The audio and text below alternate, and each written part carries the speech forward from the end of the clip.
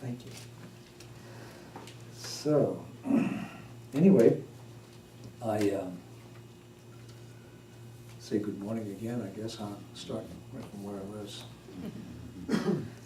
The ministerial team is at a Sycamore, and so I was really honored when Reverend Louis and Michael asked me to talk to you this morning. It's really a joy. It's really an honor.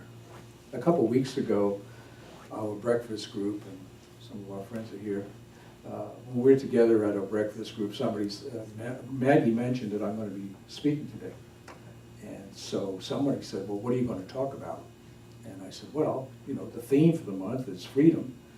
And so we're going to talk about that, and bondage, and the title of my talk is to set yourself free. And so somebody said, well, what's it about? What are you going to talk about? And I said, what do you mean? He said, well, give me a little sample of what it is that you're going to talk about. And how do you do that? Set yourself free. So this is what I said. I said, well, I'll give you a little teaser, and this is what I said. Take these chains from my heart and set me free. You've grown cold and no longer care for me.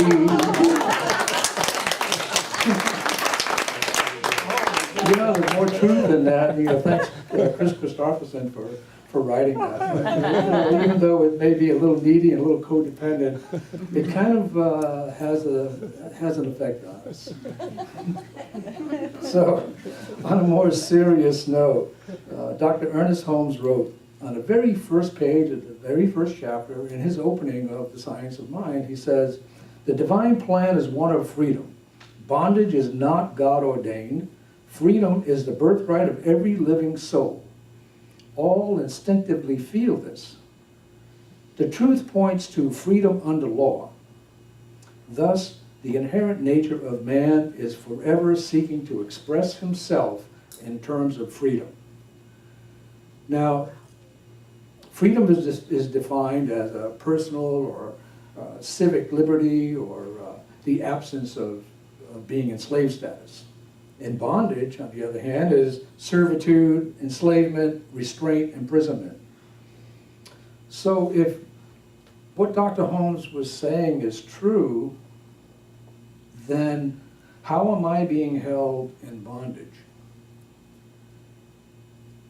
As one of my spiritual heroes, who holds a very special place on this collage I have over the little altar I have in my office, and that's Nelson Mandela. And he's been in the news a lot lately. You know, he just had a birthday, and he's been sick. And when I think of him, I think, and the reason that he is so inspiring to me is that for 28 years he spent isolated in a prison in Robben Island off the coast of South Africa. And during that whole period of apartheid, you know, the separation of the whites and the blacks in Africa. And during those 28 years, his people were absolutely brutalized. And you know, they were treated in a lot of cases less than human. And yet they were the majority of the people there. So with the pressure of the economic pressure that the West brought to bear on South Africa, finally the government couldn't be sustained anymore, and apartheid was given up, and Nelson Mandela was freed.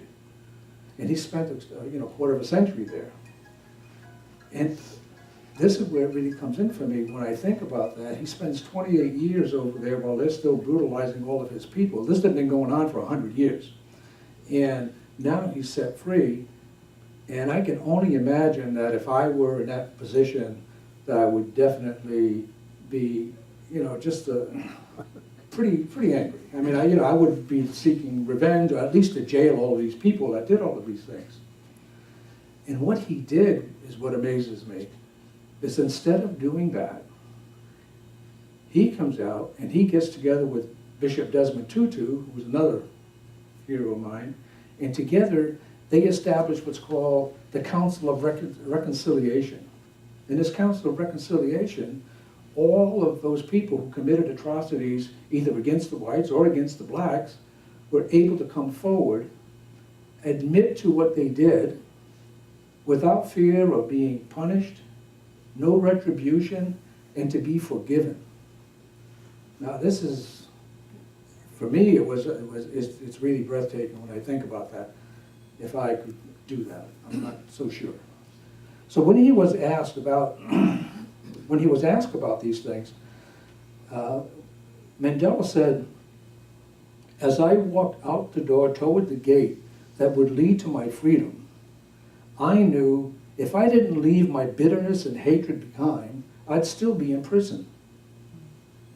Well, he knew that for himself to be true, and he knew that this was also true of his countrymen. So in all of this, I have to think of, what kind of prison have I built for myself? You know, what negative emotions am I clinging to that is blocking my good? So as Dr. Holmes had said, that our very nature is to forever seek to express ourselves in freedom, and if bondage is not a part of the divine plan, just how free am I? You know, what's keeping me from going all out and just having my total good? Well, the answer, quite simply, is it's kind of easy. So if I look at the who, how, and why, the answer is easy. It's me, and me. And, you know, and if you were to ask me about you, I'd say it's you, and you. I mean, that's, you know. So how is this so? Where does this, how does this all work? When you were a child, growing up, did anyone ever tell you you couldn't do something, you couldn't achieve anything, that you weren't rich enough, you weren't smart enough, you weren't tall enough, you weren't short enough, you weren't whatever it was that you weren't enough of, whatever was blocking you, that you just didn't measure up? How about coming home from school or someplace that with a project or some achievement, and you're all excited, and you come into the house and nobody's got time for you because there's so much stuff going on? How do you feel about that? You know, how do you feel about all of these things that people are just telling you that you can't? Do you feel rejected? Do you feel hurt? Do you feel sad? Do you feel, you know, upset? So, you know, most of us, so I could say, you know, well, did you get over those things? Most of us would probably say, oh yeah, I got over it. Or, yeah, I just, I got over it, I just forgot about it. Well, I have news for everybody. Many of us may think that we got over those things, but we never do. We never really do. We may forget about them. But, you see, all of those things, whether they're good, bad, indifferent, all of those things are stored in our subconscious and our subjective. Now let me be clear, those things that are all put there in our subconscious and subjective, those are not things that we deliberately put there. They just, and they're not good or bad, they just are. Whether what was told to us was told in truth or not, we came to believe those things, and that's what's at the subconscious. Now, the total aggregate of all of these things that we may no longer remember, the importance of them is that they affect how we live, they affect the decisions that we make, they affect how we define ourselves. Now, as I mentioned before, I think when I've spoken here before, or even in some classes that we've had, is I come from a very large family, and I was kind of toward the tail end of this large family, and my mother died, I wasn't quite 6 years old. And my oldest sister lived upstairs. We had you know, back in the Northeast in New England, you have these 2- and 3-story houses. And my sister lived upstairs with her family, and my other sisters lived around. And was pretty much raised by my sisters and by my father. Well, I remember being very close to my mother, so when she died, I felt very alone and very afraid. But with all of those kids in the house and adults, and some adults and whatnot, there was so much chaos and so much stuff going on. It always seemed that there was some yelling and some arguing or whatever, and I was just invisible, kind of. And so I was invisible, I was frustrated, angry, and so I would just withdraw, either go to my room, go play outside, do something. I just did not want to be in the middle of all of that chaos. Now, this sad story kind of has a point, because you see those feelings associated with all of that commotion and chaos never went away. In fact, just bringing it up sometimes gives me a little queasy feeling in my stomach. But those are the anxieties of a 6-year-old. They're still there at the subconscious level. And this is important because, you know, most of you are all familiar with the science of mind teaching symbol, right? And you know, the absolute is at the top, spirit, God, all of those things, the conscious mind, that's all there. That's where the big idea is, you know, the big kahuna is there.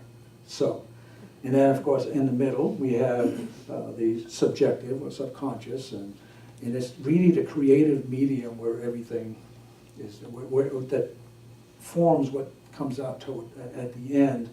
And of course in this creative medium is where all of those other things, the subjective and the subconscious, are all laying in there, good, bad, or indifferent. And of course at the bottom it comes out as this is what we manifest. This is the body. This is what we're seeing in our lives. Well, at that subconscious level, you know, now just to make clear, I mean, this is the teaching symbol. You know, it's all God. It's the triune. It's the Trinity. It's that of God. It's that of us. This is us. It's all one thing, all happening all at one time, and it's each one of us. So let's just focus on that soul level, on that middle level, the sum total of all that has happened to us, whether we remember it or not, good, bad, ugly, you know, incredibly wonderful, joyful, beautiful. It's all right there at that soul level. And so every little hurt and every little wonderful pleasure is right there. It's indelibly written. Now this is very important, because as that great idea that I may have of dynamic health or wealth or fairy tale love or whatever it's going to be, for demonstration purposes, it moves down through that subjective level. And then whatever I truly believe, whatever I have come to create in my life that's there, it's got to filter through that. So at that level of what I believe is what I'm going to demonstrate in the end. So I may not get exactly what it was that I thought I was going to get at the beginning, because once I'm filtering through all of that, what I get at the end is what I truly believe. So I mean, the point is, if I'm not getting what I think that I deserve, I need to go back and take a look at what is it that I believe. So, and with all of that, we have to remember that that's truly, if you think about it, you know, from what the Bible says, it's done unto us as we believe. And that's really how that functions. So whatever I'm treating for, I create as I believe in that subconscious. So those long ago forgotten tapes of you don't deserve this, you're not this enough, you're not that enough, you know, that'll ruin your health, that'll make you fat, that's, you know, you're too skinny, you're too this, you're too that. You know, those are those things that were impressed on my mind, and this is what I came to believe that's set forth in there. So you see that we're all held in bondage of what it is that we believe, what we were exposed to. So we're held in bondage by our thoughts. You know, this is not ending. It ain't something that happened when I was 6 years old and then just, oh, well, it's just that stuff I got to deal with. It's how I live my life. It's you know, it's what's going on in my life. You know, it's what I think of the people, it's what I think of the government, it's what I think of politicians, the economy, whatever it is, you know, and if I'm reinforcing all of those things and I'm expecting to see something different out there, I better take a little inventory and figure out what's going on with me here. So think of this, if I'm taking in like the so-called network news every day for 3 times a day, and then one last time at night before I go to bed, don't you think that if I'm just pulling all of this stuff in and day out, that it's not having some negative impact on my subconscious? Of course it is. You know, if I'm looking for more love and I'm talking trash about others and criticizing other people, and I think I might be shutting myself off to love. You know, if I'm looking for wealth and I'm trash talking people who have wealth and say, well, this one doesn't deserve it, this one is just a spendthrift, this one's going to do all of these things here, it's definitely going to have a negative impact on what I'm thinking about wealth. And I'll be shutting myself off. Now, you know, I don't mean to trash talk or belittle others, but once in a while I find myself saying things that I can't believe comes out of this spiritual mouth. You know, so where do these negatives come from? Well, they're all there at that subconscious level. The behaviors and the defense mechanisms that I learned when I was 6 years old are exactly the same strategies that I use right now. You know, too much commotion and chaos, and, you know, I withdraw and I hide. I don't want to deal with that. So I see others getting the love and the attention that I think I should deserve. You know, I can get angry and demean them. If I see people with a new car, new boat that I envy, I criticize their decisions. Now, this is childish. And indeed it is, because that comes from a child who didn't get everything that they wanted. But the big difference is that I'm aware of it. I am aware of it, and I can change my reaction. I'm all grown up now. So I have to say to myself, and some of you have heard me say this before, who's making this decision? Is it the 6-year-old or is it the 70-year-old? If it's the 6-year-old, I have to tell that 6-year-old, go out and play, everything is fine, let the adults do their work. You know? So, it's true. And so I'm slowly throwing off those chains of bondage. And as I become more aware of those snippets of old tape and those hidden blocks in my subjective, as they reveal themselves, I can do something about it.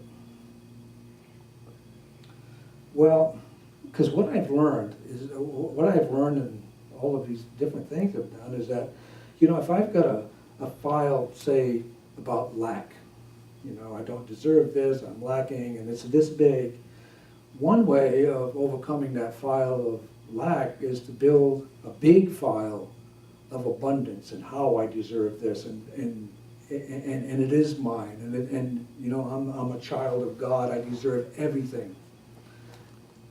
And that's the only way that I know that I can negate something that I don't even know where it came from to begin with. So here's an approach that I take, and I call it my Byron Katie and other people approach, because it's kind of a mixture of all this stuff. So when something comes up, you know, I allow the feelings to come up for me, and I don't suppress them. And I don't judge myself for having the feeling. So I may not respond right away, but I make kind of a mental note that I got to look at this at another time. So at an appropriate time, when I can actually sit down and think about it, I actually give it some thought. You know, that I look at what happened, and boy, you know, I may have things like, wow, so-and-so really pushed my buttons. What did that mean? What was all that about? You know, and I think about it some more, and I ask myself some questions. You know, is what they're saying true? Am I absolutely sure of this? And how do I react? If it is true, what's going to be my reaction here? So let's use a little example. It seems to me that everybody in my group has been to Hawaii. They've all been to Hawaii, and I haven't been because I either don't have the time or I don't have the money.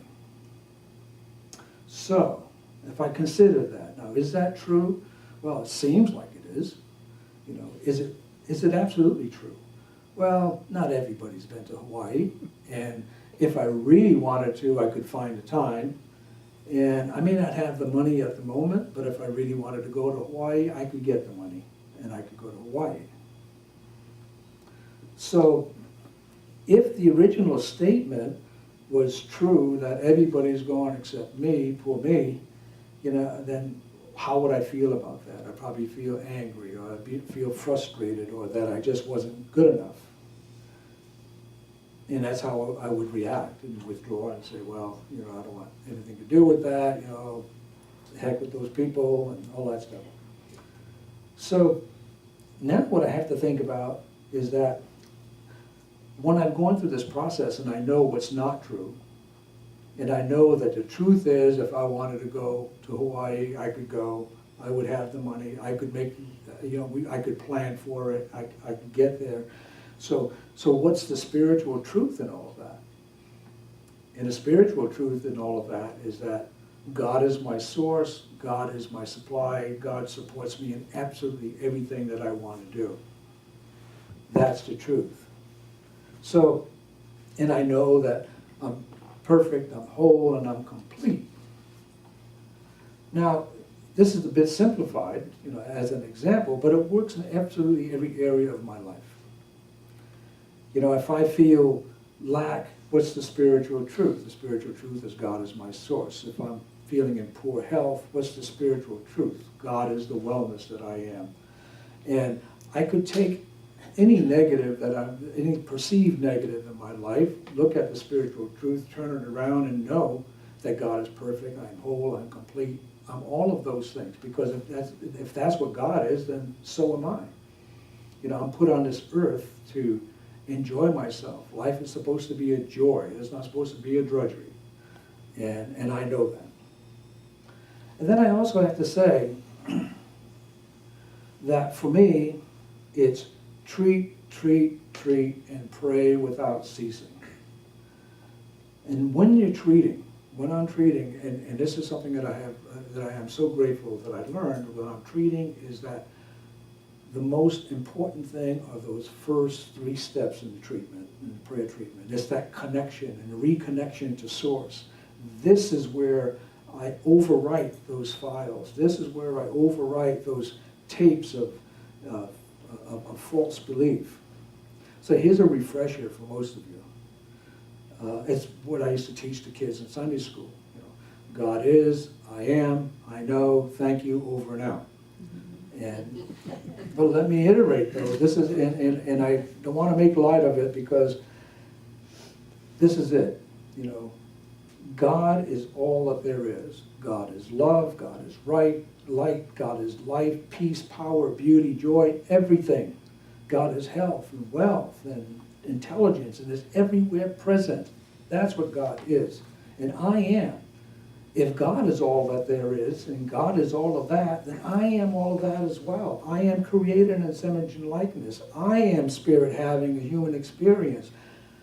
There is absolutely no separation between me and my Creator.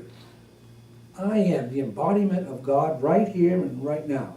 And I know that I am created in perfect health and wealth and whatever it is that God and I are one, and that I am smart enough, healthy enough, wealthy enough. God gives me all that I need to live the life that I choose.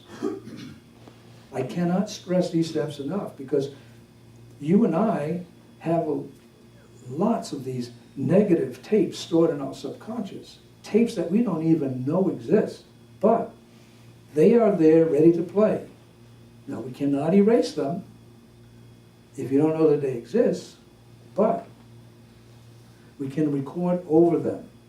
We can replace them with huge files of spiritual truth. So, as you quiet your mind and align yourself with spirit within, you pray and you treat, and you pray and you treat, believing that what you pray and what you treat is absolutely true. That is the alignment that I need to get into. You'll come to know that the truth of who and what you are, and you must pray without ceasing. And I say that pray without ceasing because Ernest Holmes says that praying without ceasing means to be always in the affirmative. Be always in the affirmative side of life. Pray without ceasing is to doubt never, but always trust in the law of good. And finally, Ralph Waldo Emerson says that the revelation of thought takes men out of servitude and into freedom. Bondage is not your present or your future. So I urge you to pray without ceasing, take classes, sharpen your tools of self-knowledge, get into yourself, know that you are perfect, you are whole, you are complete, exactly as God created you. Break those chains that bind you and set yourself free. And so it is. Thank you.